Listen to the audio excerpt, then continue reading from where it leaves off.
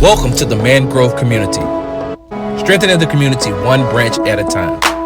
For more information about the community or how to volunteer, please visit mangrovecommunity.org.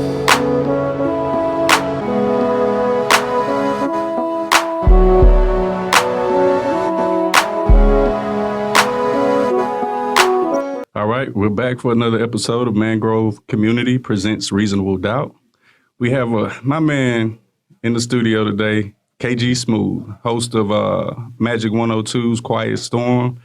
You also can catch him on 97.9 The Box, public access, which they have some changes coming soon. How you doing, man? Yeah, man, I'm good, bro. How are you? Good. I'm doing well, man. Man, it's good to be here in your space on your platform. Exactly. I thank you for coming out, man. Yeah, I no really doubt. do. So how's everything been? Been all right? Everything is good, bro. I got no complaints. Personally, things in life are good. Good. Now, the things in the world, not so much, but Right. I'm good. That's what we're facing. That's what we're here to talk about. But before we get started with that, tell us a little bit about yourself. Where you from, how you came up. No doubt. KG Smooth, as you said, host of Quiet Storm, Magic 102.1, and the Community Affairs Show. Used to be called Access Houston on 97.9 The Box. We got some changes now. It'll be called Public Affairs. Public Affairs. Mm-hmm. And it'll also be a podcast as well that we're going to do. But been in radio for 19 years. Got my start in Cincinnati, Ohio. I was hired off of my voicemail greeting. My first PD hired me off my voicemail greeting. Back in the early 2000s, we used to try to talk sexy over the intro of a song on our voicemail. Right. And I was talking over Erykah Badu's Didn't You Know? And how it happened, one of my coworkers at the clothing store I worked at, his girlfriend brought him some lunch. He was like, yeah, she worked at the Wiz, because he had these CDs before they came out, and it was a real thing. They weren't a bootleg. Okay. And so she came in. I was like, yo, Ken told me you worked at the Wiz. That was a radio station in Cincinnati. Mm-hmm. Radio is something I always wanted to do, yada, yada. He said, call the program director. Tell him I told you to call. Called him. We played phone tag. He asked me to come in the next day for an interview. I did. Mm-hmm. I was hired on the spot. 2 weeks later, I was on the air. Now, the weekend that I found out I was going to be on the air cracking the mic by myself, I had went to his office, and I'm like, yo, is this true? He was like, yeah, you ready? I was like, yeah, I guess. And so my boss and friend here in Houston, we worked together at that station. She peeped her head in, and she was like, yeah, it's so funny because Hurricane kept calling your house so we could hear your voicemail greeting. Listen at this kid. He's got great pipes. And I was like, what? That's why you hired me? All the while, I thought it was because of my knowledge of music. Because he was reviewing new music and wanted my opinion on it. But, yeah, it was the voice. So Cincinnati was my first stop. That's where I learned everything. First full-time gig was in Cleveland. Then I was in Columbus, Georgia. Then Atlanta. And now Houston. Oh, wow. So you've been around, huh? Yeah. And was the plan to be in music, or it just so happened that way? Carl, is so funny. I did think that I would be getting paid for my singing voice and not my speaking voice. So you got some singing in you, huh? Yeah. You got any albums out there lingering around? Nah. I didn't. I didn't pursue it as hard as I was focused on radio. I mean, during that time, when I would get the bug, I would, write and create, but didn't stick with it. I wish I had, though. That's what's up, man. So cool. And radio's been good to you, man. We appreciate you in Houston. Thank you. Get the people in the mood at night, huh? Yeah, get the people in the mood at night and try to keep them socially conscious, right? On Sunday morning. So you got to have that balance, right? And then you're real active in the community, right? Yeah, I got to say that Access Houston has been my key to the city. That's what's up. Just a lot of access, no pun intended, everywhere. And it's good to know that my name is good in these streets, in these Houston streets. Yes, sir. That's what's most important, and that I'm really proud of. So how was it coming into Houston? For me, it was cool. I knew that this was going to be home. I mean, when I came for the market visit back in 2012, I remember waking up that Saturday morning, looking out the window of the hotel. They had me staying in the Galleria area. I was just looking out, and I was like, yep, this is home. This feels right. And came back and, found my lane and here we are, still number one at nights with the Quiet Storm. That's what's up, man. We appreciate you for all you do. So, speaking of the community, I know, like you say, you have access to a lot of people who have a lot going on in the community. What do you think some of our issues are in the community nowadays, especially the Black and brown community that we face from day to day? Do you have an idea where these problems stem from, or the things that we still face from day to day? I mean, just the lack of resources, to just to be able to live. Right. For example, today, this morning, they put me on this simulation that they were doing at Cy-Fair, Jersey Village High School, and it was called COPE. It's an acronym for Cost of Poverty Experience. And so basically it was them teaching these empathetic white folks how to be empathetic to these kids that, they teach. And when I walked in, I noticed how, all of the Black faculty and staff is running things. And when I walk into the auditorium, to do my spiel, everybody out there is white. Right. And so they went through this simulation where everybody got grouped up. We're a family, and each family had its, different amounts and its own situation. Gotcha. And they put on a clock, and it was 15 minutes, and that was your week. And so there was a list of things that you had to do. Pay the rent, go get your check cash, groceries, like just little things that you had to go. Right. Some people didn't have a gas card with, some had like the bus pass, and you had to get this stamped in order to come here, and all of this, folks standing in the long line to get their check. Right. And as time is running out, they're figuring like, wait, well, I ain't got enough money to pay rent. Oh, wow. And I ain't got this, and dang, I forgot to pick up my child from school.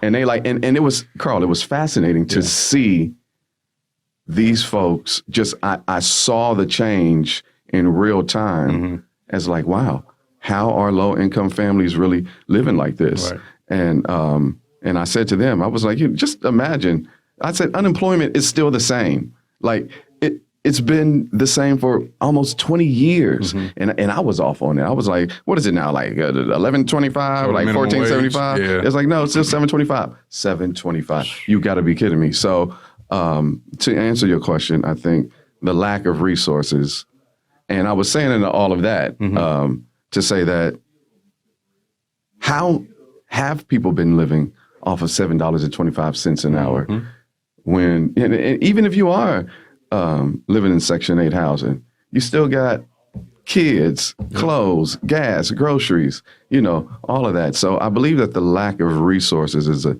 everyday struggle because they don't want to see us thrive. And the new form of discrimination I've realized is this credit check. Oh, yeah. Because you have to get a credit check for just about everything now. A job now. The first time I heard like a job, what? Yep. So that's the new discrimination. That's one, lack of resources. I think another challenge that we face in ourselves is just more unity and keeping that Black dollar circulated in the Black community. I see it happening. I see it here in Houston. It's happening. But we can have it happen on the larger scale. Absolutely. I think I was looking at some numbers, and about, $4 billion a year gets spent on Jordans. And, a lot of that comes out of our community. So much more on makeup and beauty products, another billion or so. So it's like, why aren't we taking advantage of that? And because and to your point, because we move everything. Like, don't nothing pop if we don't make it pop. Yeah, and that's true. And like you say, the lack of resources, that's one of the issues. But then, like you say, it's like a two-sided battle because we fight the outside interests that are impeding on our communities or taken from our communities. And then we have what's left, the results of parents having to work 2 or 3 jobs, not being home to be able to fully look after their child. Children. You know what I'm saying? They're too busy trying to provide. And it gets easier and easier every day for these young adults, teenagers to get caught up in the street life, and they see that fast money. And, you know, in the beginning, they're looking at a way to help mama out, stop her from having to work 3 jobs and make things a little easier for her. But then they're making life harder on themselves as they get caught up in the system and things like that. But we have a lot to blame ourselves for as well. Like, a lot of this stuff is on us. Yeah. I totally agree. For example, the midterm election. I mean, they've got it here in this country that, you know, the presidential election is the one that we should focus on. But, you know, the president, the governor, the mayor, they don't do nothing but sign nothing. Like, we need to be voting during the midterms with these congressmen and congresswomen. They are the ones that make and write the laws. Exactly. And so we don't do our part by not going to vote in the midterms. I mean, you got to, that's really where it starts. It's like they want the president to do what Congress does. Exactly. And it doesn't work like that. Everybody was so mad at Obama. Obama didn't do nothing for black folks. Obama didn't do this. Obama didn't do that. Well, I know a couple of things that Obama had suggested to the Democrats for black folks, but it didn't get done because, A, we didn't vote in the 2010 midterm election, and that flipped the House and the Senate, and the Republicans held that throughout the rest of that term and his second one. And it was the do-nothing Congress. They didn't do anything. So, you know. And Obama took the heat for it. Because, like Obama you say, took the heat, everybody's and it was looking all at Congress. that position. But even on the local level, you have city council. That they implement ordinances and things like that. Then you have on the state level, your state reps. They're the one who introduces bills for the school systems and other local things that go on in your city. And like you say, we're not showing up to the polls. We're not showing up. And then like, I think with city council, the lady in District B who got the most votes, Tarsha Jackson, I think she had about 2,000 votes. And you got over 200,000 people in District B. So that's wild. That's a major disadvantage out there. And speaking of which, we have early elections coming up February 18th through February 28th. That's right. And then we have the primary election on March 3rd. So again, if you want to do your part, man, let's see. First, inform yourself on who's running, and let's get out there and vote. I'm so glad you said that. Please inform yourself on who's out there. During on the national level, during the Iowa caucuses, I saw one morning after the caucus, Mayor Pete Buttigieg, I believe he had won or he was in the lead or something. Right. So the people went ahead and voted, and then the next day, some people were outraged and they wanted their vote back because they didn't know that Pete Buttigieg was gay. And I said, listen, this is about the laziest thing I've ever. One of the main things that is known about this presidential candidate, and you don't know the basic thing about this man, the surface level stuff, so much less on the issues that he is for or against that's going to either hurt or destroy or help your life. All right. You don't even know the basic stuff. So people, y'all got to do y'all homework. And it's public knowledge for everybody. And it's public knowledge. Just like the bills that, you know, these people who have been in these seats as far as state reps, Congress, you can go online and see the bills that they've introduced, the bills that they passed. And you'll come to find out some of these people that are passing things or introducing bills that are not for you or your community at all. So educate yourselves. Please educate yourselves in this process. It's very important. These people are going to represent you. They say where the dollars go in your community and things like that. And if they're not for your community or things in your community, it's not going to benefit you. So and they're constantly trying to take away your right to even choose and vote. You know, that's why when folks say, "Oh, I don't vote, my vote don't count." What? Well, if your vote don't count, why they keep making it so hard for you to vote? Yeah, exactly. Why you got to jump through all these loops to vote if your vote don't count? That is the most weakest argument that I keep hearing. So much so that even here in the state of Texas, they're trying to prevent us from choosing again with judicial judges. So all this time, it's been fine that the people vote their judges. Now that those 19 black women have gotten voted into office up there in Austin, the governor has put forth a bill, kind of like how the federal government does, how they appoint, federal judges. Abbott wants to be able to appoint judicial judges instead of the votes. And I'm like, it's very interesting. Right. It's working just fine for y'all all this time. But as soon as all these black judges get in, now y'all want to, now it's an issue. Now you want to change it. It doesn't make any sense, man. And it's like, we can't let these people take this power away from us. And like you said, how many people died in the 60s for our right to vote? So it tells you the importance of it. If you don't have a driver's license, you got to face the consequences of it. Yep. But if you don't vote, there's no consequence for it. That should tell you that how important it is. They like the fact that you don't go out and vote. And then that whole my vote doesn't count. If you don't vote, you're automatically voting for that person that you're against. Right. That's how Trump got into office. Like apathy set in. I mean, nobody was excited about nothing. So people was like, well, I don't like neither of them. So I'm not going to go vote. Yep. And of course, with just to add on with the extra push from, Russia and all of that. But, the discourse that they caused here worked because they knew that race was our Achilles heel, and it totally... It was that divide and conquer. Because he appealed to the middle class, to the middle America, I should say. And unfortunately enough, we still see the racism that we have in this country, that this country was established on. And I take it back. I was having this conversation with my pops the other night, and it's like, what was this country actually built on?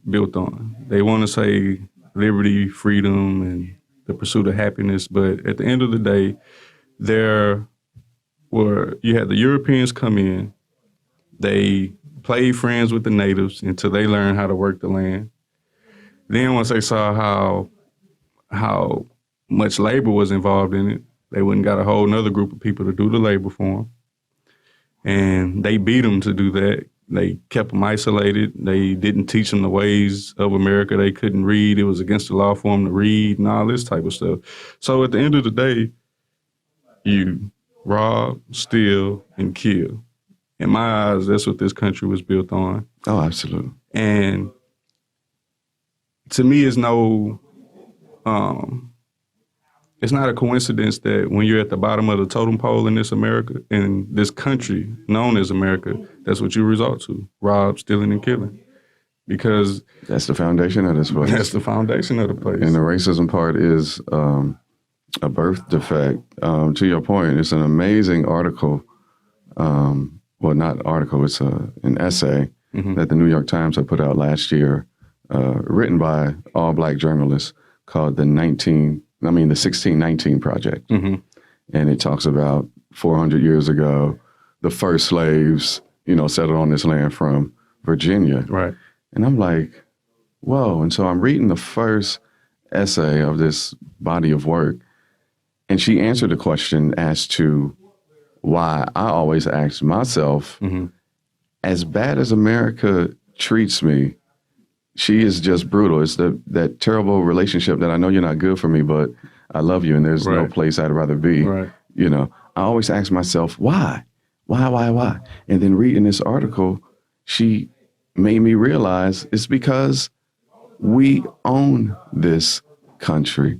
We built it. We were the first ones here. 1619, we were here before any white person got here. So we built the strongest country in the world from nothing. Of course, it was off of free labor. Right. And, we have this capitalistic society, but we did that. Yep. And I was like, yo, this is our country. So when they tell us to go back to where? Exactly. I was here before you. My ancestors were here before you. Exactly. Because like you say, the first slaves got here 1619.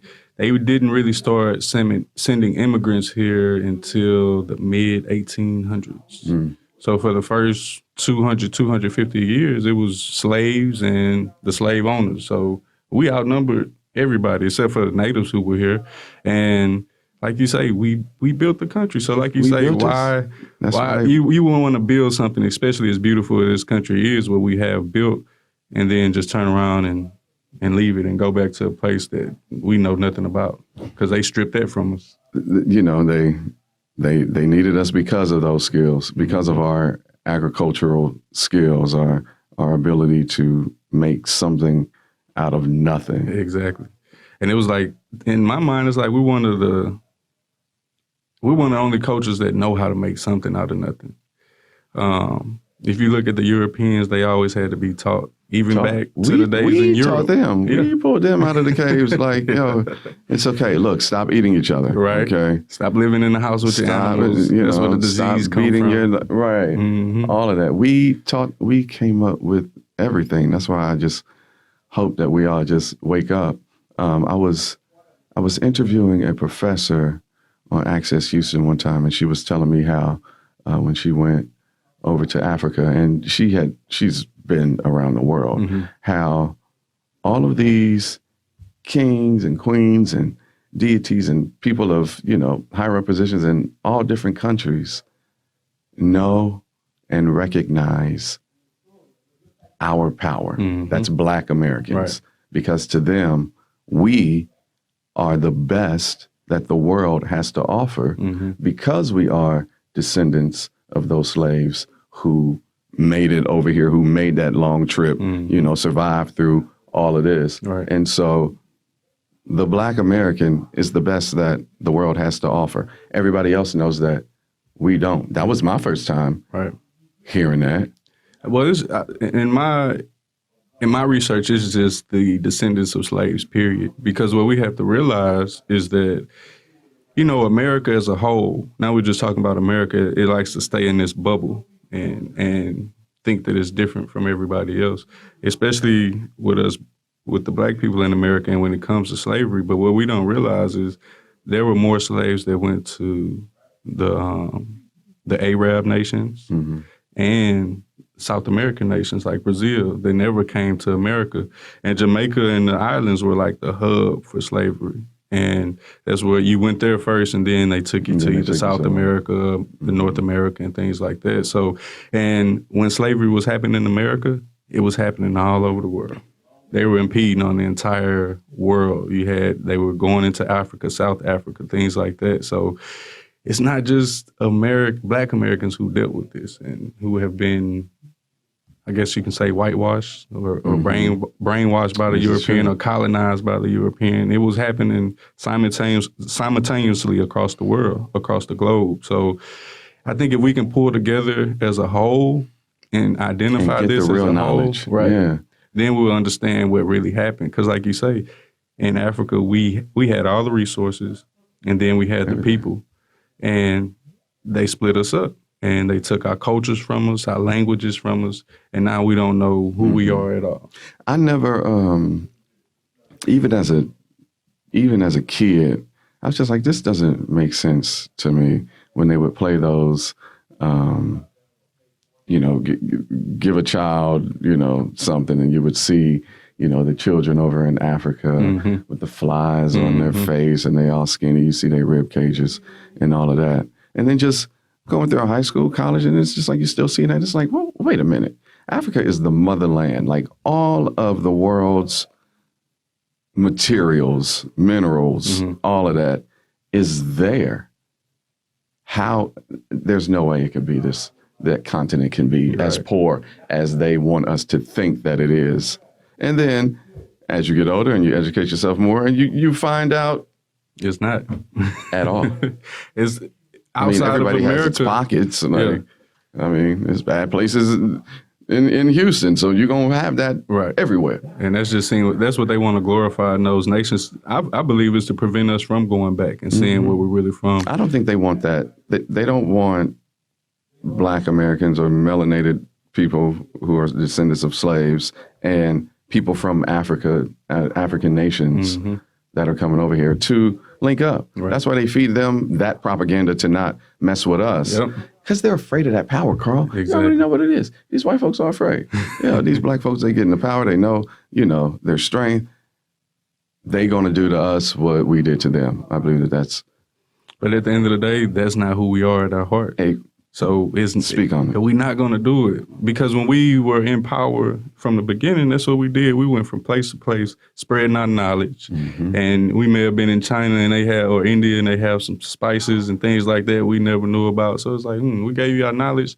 Let's get some of those spices, Let us get some of that linen, And we traded our knowledge and wisdom for things that people had in their areas, and we brought it back. It was never divide and conquer with it. Right. But once we went and gave those Europeans that knowledge, they sat on it for about 700 years, and then they came back with a vengeance to conquer the world. Yeah, because this whole thing called whiteness is all made up. And I just wish people, that's what we need to start looking at. We do Black History Month in February. I think we really need to take a hard look at what you call white history or European history, or really wherever they came from, because they really originated in Russia, Syria, places like that. The mountains of the Caucasus Mountains. Yeah. Yeah. See, what happened when they used to come down from Russia, Syria, places like that, they had to cross over the Caucasus Mountains. So they became Caucasians. So people started calling them Caucasians. But what we don't realize is before they went west into the Middle East and Northern Africa, they went east first into China. What you think that wall for in China? That wall was to keep people out. And once they got into China, that's when they discovered gunpowder. That's when they created the first gun. And that's how they conquered the world. Because everybody else was warriors. We was fighting with spears and bows and things like that. But so leave it up to the weakest one to come up with a weapon, because he's not built to physically fight. Yep. And that's to this day, what is America? To this day. They have the best military. They try to stop everybody else from making powerful weapons so they can have and stay in control. To this day. And that's just something we have to look at, man. And there's so many people that are blind to the facts. And I love, like what you said today, the experience you had. It was called, you said, COPE. It was the cost of poverty experience. And I think we need to have more things like that, because we open up our eyes. We open up people's eyes when they realize what we deal with day to day. And you don't, as a white American or European American, you don't realize that you didn't have the same pushback that we had, the same disadvantage that we had. All of that. They had a 400-year head start, for example, like knowledge when it comes to black and white folks. We will take our child's name, social security number, and create a new account on something, be it a new electric bill, because the other one is, you can't open up the other one. Anything, electric bill, cell phone, whatever. You know how it go. And then that child gets older and can't do nothing. Like, what? Wait, when did I have cable? In 95. I was born in 92. Man. But we take our child's name and social security number and mess up their credit. White folks take their child's name and put it on and authorize a credit card, so their credit could be good when they start that process. Like, we got to totally, like, all of these small little things to hold us back. It's working. Yeah. It's like we dig ourselves deeper and deeper in these holes. Once we, it's like we gain the wrong knowledge, man. Because I found that out when I was in high school. There was a girl I was dating, and one day she was like, "Yeah, I just put it on my credit card." I'm like, "How you have a credit card? You're not even 18 yet." "Oh, it's my mom. She put me on as an authorized user." And I'm like, "You can do that?" She's like, "Yeah." And my credit will be good by the time I'm 18. Right, because I bet at that time she probably had a nice 600. Yeah.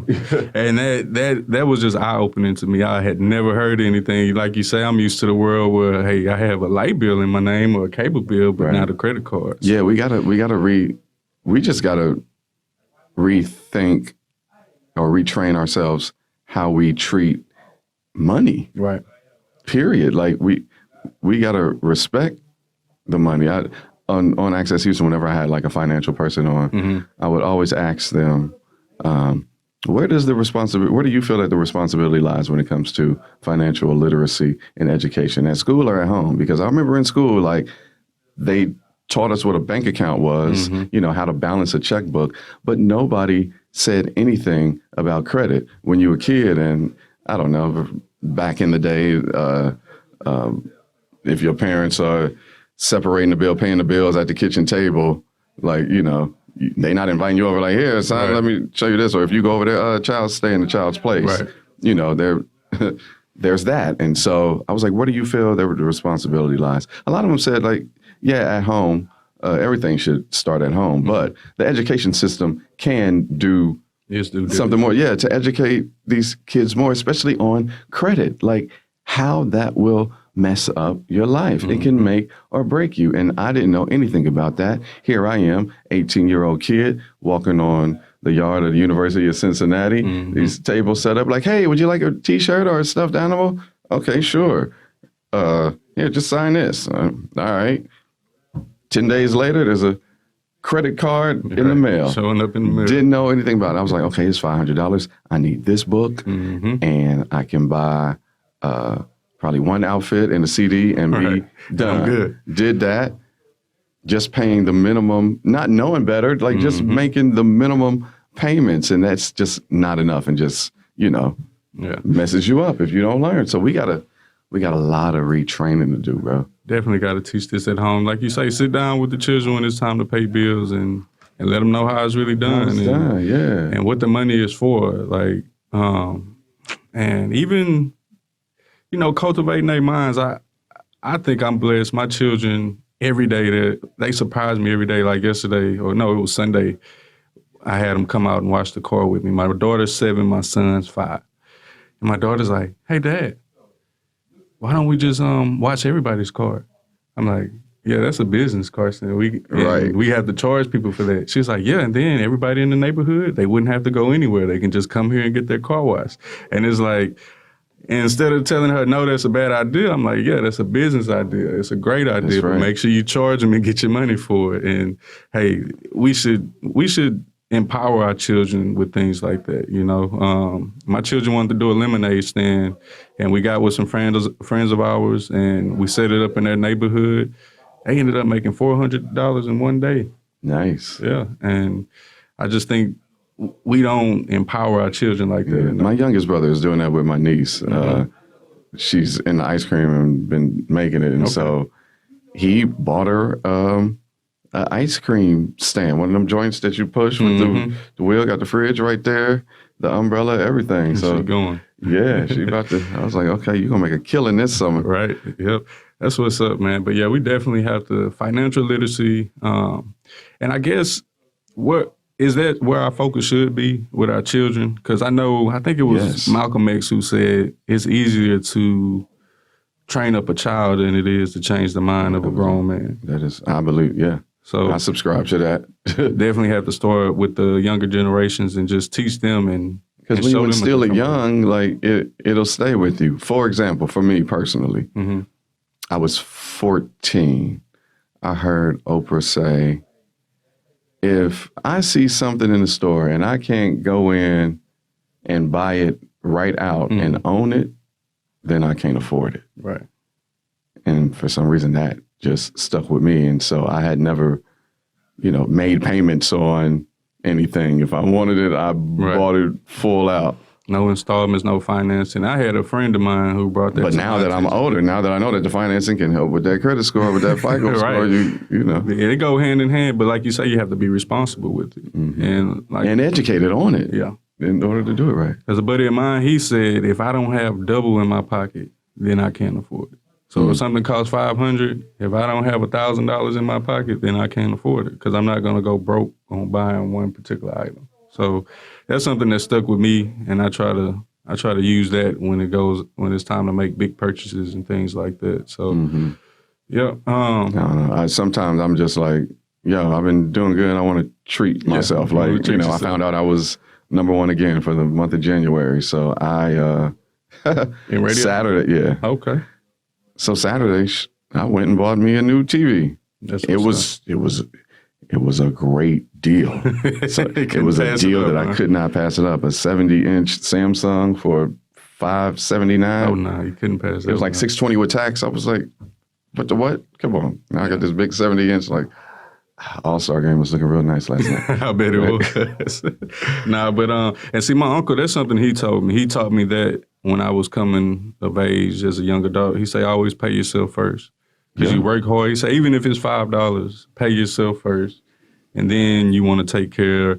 Of course, that's why he say, even if it's $5, because you want to make sure you're taking care of your bills and finances. But always make sure you give yourself something. Yeah, I do that. Since I'm in radio, so like I'll have my regular salary check, and then whatever endorsements or remotes I have, like that's on a separate check. So I set it up with direct deposit to take out $100 and put it in saving on each thing that I have. That's my way of paying myself. That's what's up. And then I know when we started off, you talked about the lack of resources in the community. Mm-hmm. What do you think about the representatives who are currently representing a lot of these low-income communities that have the ability and the power to put the resources in the community, but I feel like they're doing other things or putting the resources elsewhere, really lining their pockets with it as well? Well, first, we need to see what's up. Yeah. And I give you an example. An investigation needs to go down. We could take Greens Point where we're at right now. Yeah. We've had Sheila Jackson Lee. She's been in the U.S. Congress for District 18 for like the past 25 years. Yeah. And not trying to take anything from her. I'm just stating what I see, what I experience in my community. I've been here over 30 years, and I haven't seen it get any better. So it's like when it's time to vote, which she's up for re-election this year, I'm questioning, what have you done for our community,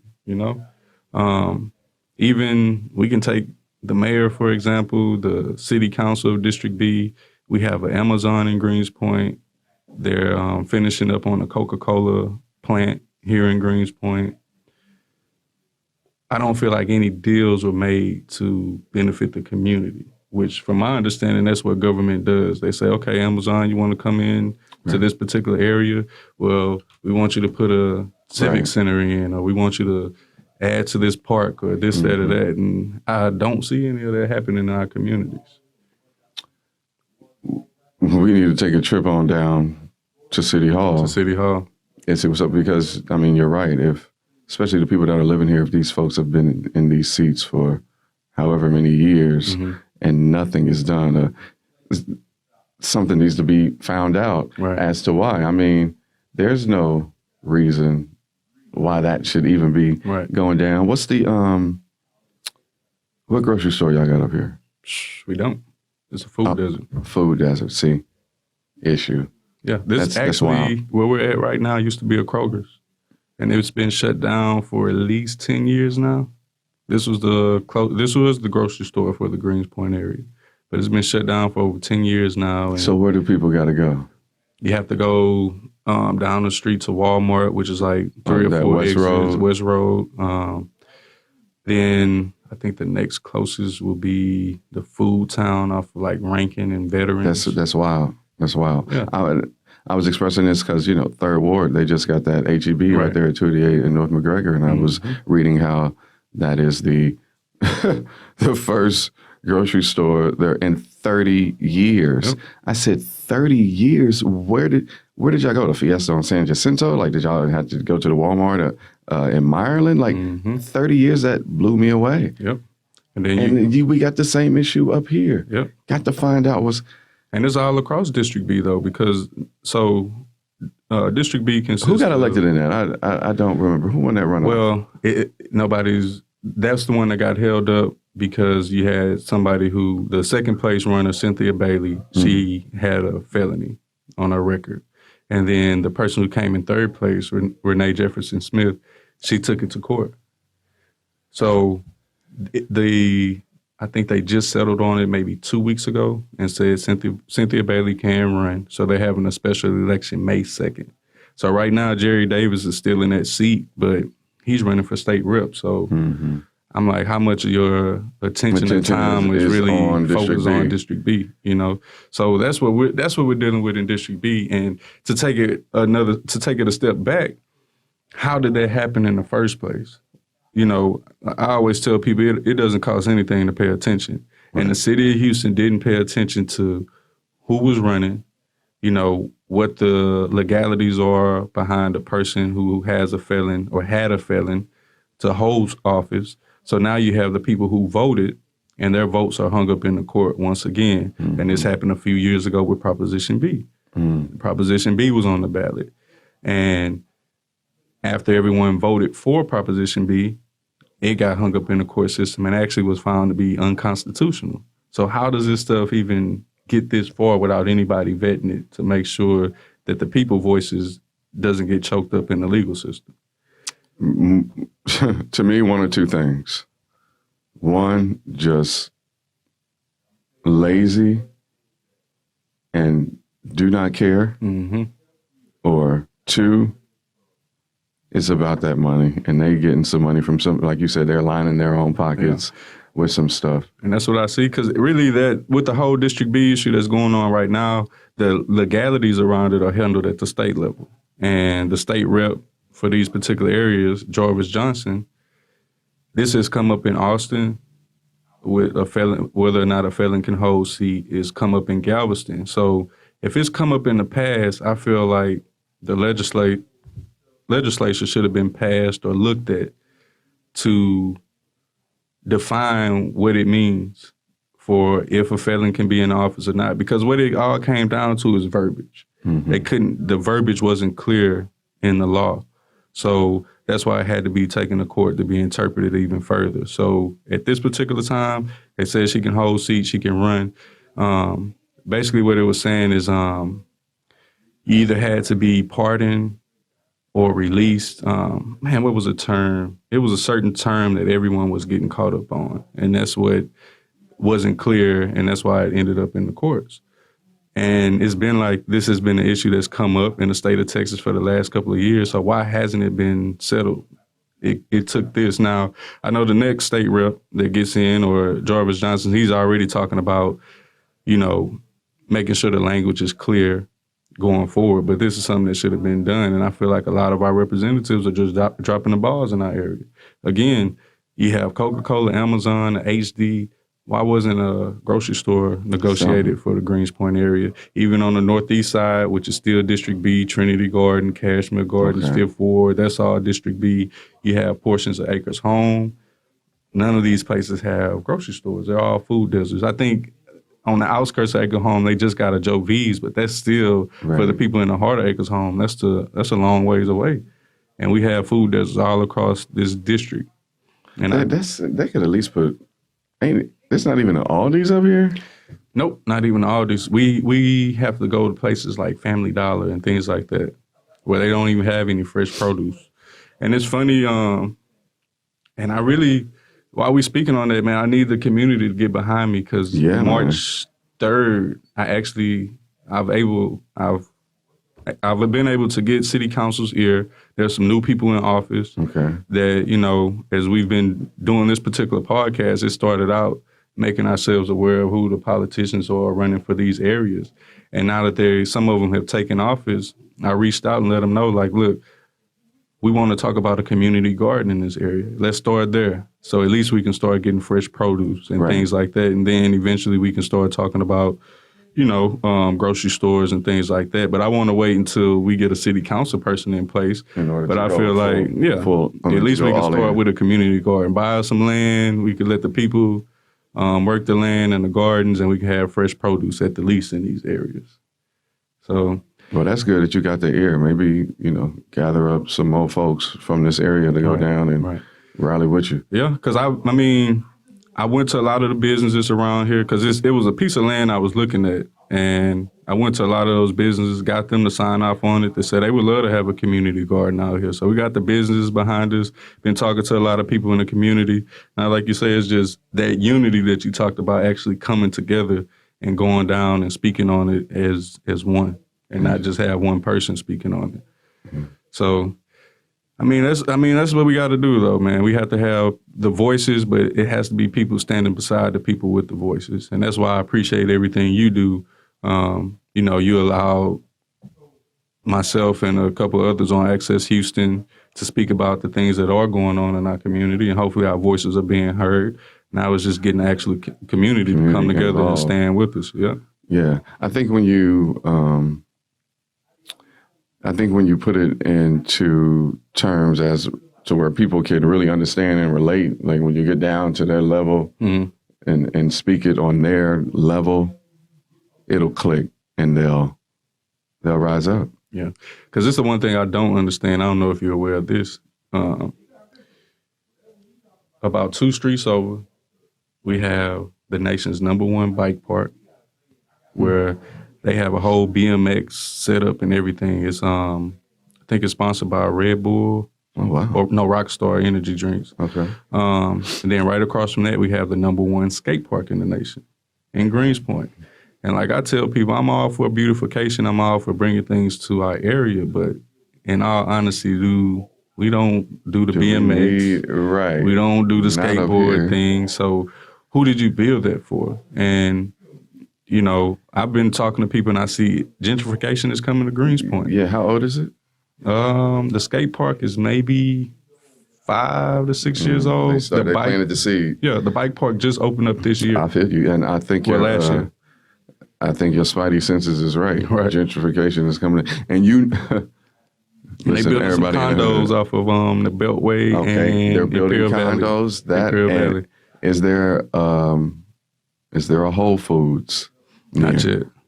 But I can. That's when you know it's real.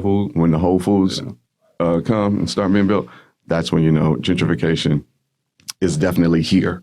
And then that's where their unity comes in again. Because I'm trying to talk to my people and let them know if you're looking to establish a brick and mortar business, Greenspoint is the place to do it right now. Even though you may not see it right now, in the next 5 to 10 years, you're going to be mad if you didn't open a business in Greenspoint. Whether it's a restaurant, whatever it may be. That's positive. You see the future. You see it. Yeah. Because they're going to try to change this entire area. I mean, they have an agreement with the apartment complexes right now they're going to start knocking on doors. If anybody lives there that's not on the lease, they're kicking the entire family out. And then for the apartment complexes that don't want to get on board with doing that, they're going to fine them and with all type of fines for not, keeping up the property and things like that. So it's either you're going to roll or get rolled over. And then the community's not unless even they find out. When that start happening, folks, I need y'all to see what the squatters law is here in Texas or in Harris County, because that's a loophole out.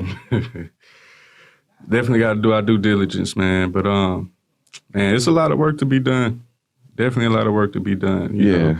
We have to, and like you say, it's that coming together, because Third Ward, they were able to get ahead of it to where they were not the change as far as being pushed out and new people coming in. They were a part of the change. They got to say what places came in and what places couldn't, and they were very involved in the gentrification that's going on. Yeah, especially Greater Third Ward, because Midtown, as it's known, everybody down there like Third Ward. Right. I was like, what? I was like, oh, Midtown is really Third Ward? They was like, yeah. I said, oh, gentrification. Yeah. It was a guy who told me there was a guy that tried to sell him an auto mechanic shop at that time for about $30,000, but he couldn't sell it. But when that last wave came through, he sold that shop for like $1 million. Wow. Because they wanted that land in Midtown. So that's the type of things that can happen that, we can take advantage of just by starting to buy up the land in these areas and things like that. The Northeast side is coming to that side of town too. See, what they do, just like the Northeast side of town, they were hit hard by Hurricane Harvey. And the funding didn't come through to those areas. Like, I was on a show with this guy, Hispanic guy, and he lived on the west side of town. He was affected by Harvey. And I think I was on it like a couple of months ago. He was like, yeah, I'm still living off of my Harvey money.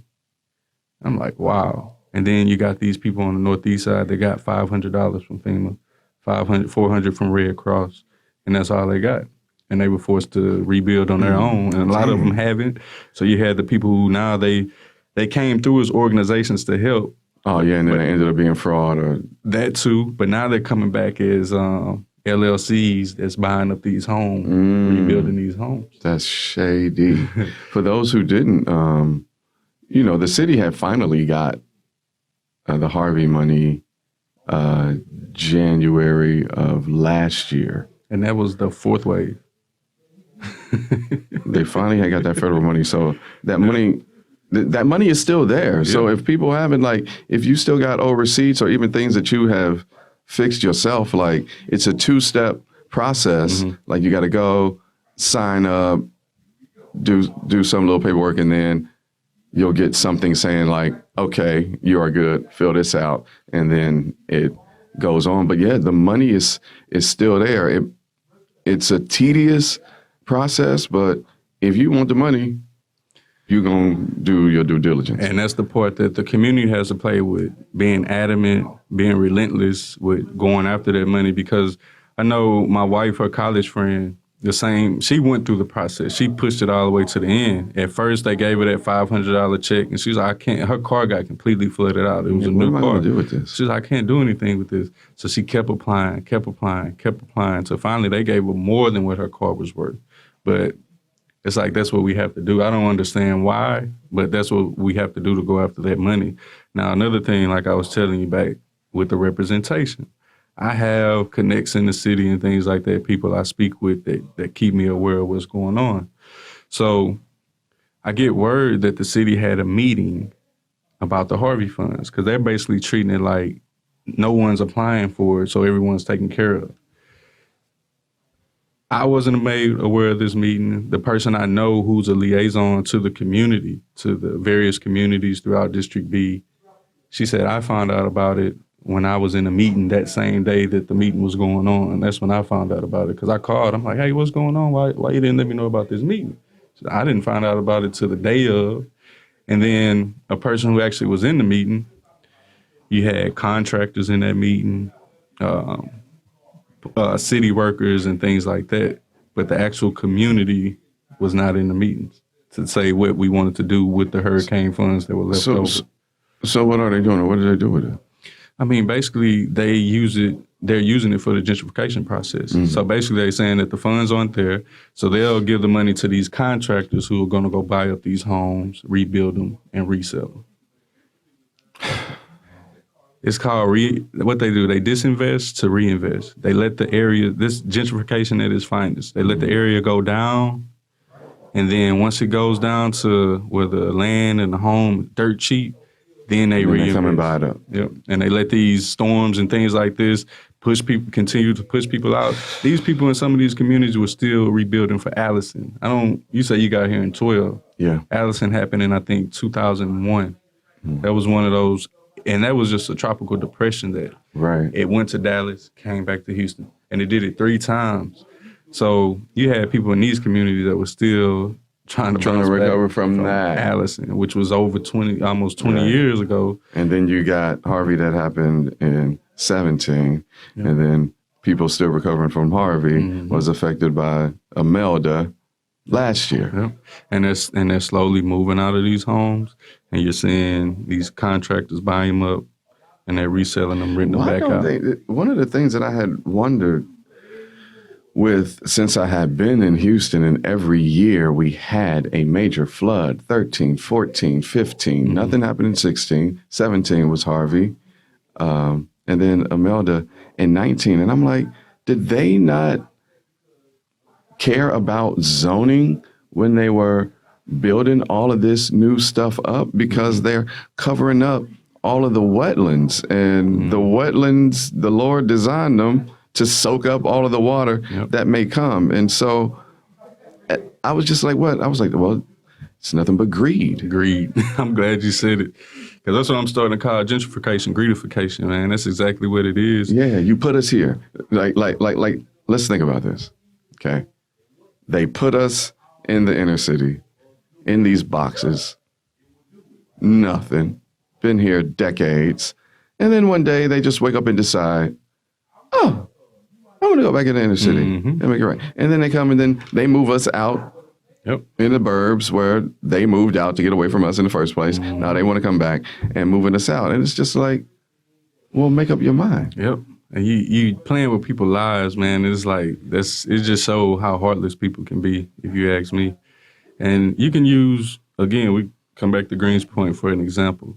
Greens Point was established in 76, I think, is when they started building Greens Point Mall. That was the epicenter of Greens Point.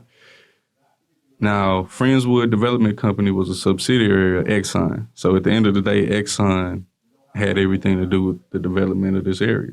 But by the mid-'80s, the oil market took a dip. Exxon laid off almost half of its staff, and they pulled out development in this area.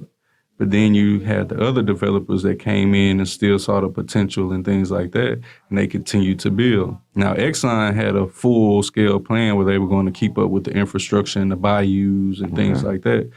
But when they pulled out and the new developers came in, they didn't consider the bayous and keeping up with the infrastructure.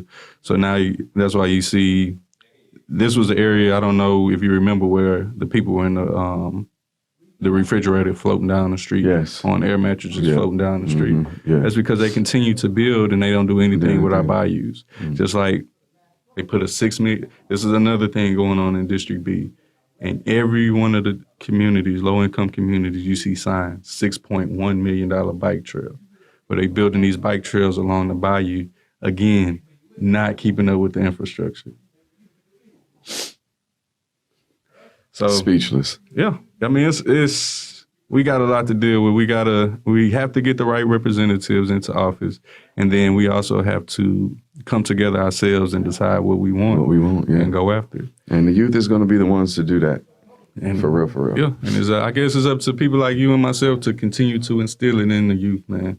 Yeah, man. But yeah. As much as we can. But man, KG, I appreciate you for coming on, man. Girl, thanks for having me on, bro. Great conversation, man. It's always great talking to you, man. Indeed, man. So besides the Quiet Storm on 102 and now Public Affairs on 97.9, where else can we catch you in the city? Catch me, you can follow me on Instagram at KG Smooth. I have a podcast myself called Conversations with KG, the podcast, available on all major platforms, the Spotify's, the iTunes, the iHearts, all of them, SoundCloud, all of them. Cool. So check me out there. All right. Any events or anything coming up? I am hosting the Iconic event featuring the Iconic Awards. That's Iconic Television, 15.10 on the local antenna station. Right. It's a television station, Black-owned. Right. I had a chance to meet her at the MLK Day Parade. Yeah, so on the 22nd is that station's second anniversary. Cool, man. And so I'll be emceeing that on the 22nd at the Buffalo Soldiers Museum. Cool. Well, again, thank you for coming on, man. Yeah, thanks for having me, man. Yes, sir. Anytime. Keep doing what you're doing. All right, y'all. We out. Many blessings. Again, it's always find your purpose today, live in your purpose. And again, it's time for us to come together as one, decide what we want, and go after it. Blessings.